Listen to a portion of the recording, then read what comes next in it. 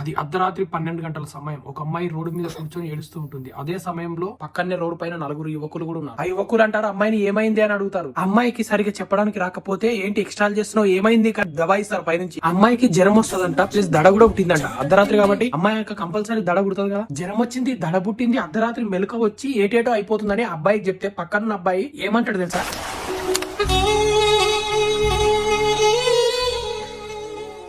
నన్ను అడిగితే నాకేం తెలిసే, ఆర్ఎంపీ డాక్టర్ని అడిగి అంటాడు. గైస్ అసలు ఎక్కడికి వెళ్తుంది ఈ సమాజం? ఇంకా ఉంది చెప్తా. పాపం ఆ మాటకి అమ్మాయి చాలా హర్ట్ అయిపోయి ఒళ్ళంతా వేడెక్కిపోతుంది. ఏం చేయాలని అంటే కొంపలో కూలర్ పెట్టించుకోవాలంట. ఒళ్ళు హీట్ అయిపోతే కూలర్ పెట్టించుకుంటారా, హాస్పిటల్ తీసుకెళ్తారా? ఇది ఎంతవరకు కరెక్ట్? చాలా టూ మచ్ ఇది. గైస్ ఈ బాధ ఒక్క పార్ట్లో చెప్పలేము, నెక్స్ట్ పార్ట్లో మిగిలింది చెప్తా. నాకు చాలా డిసప్పాయింట్గా ఉన్నాయి.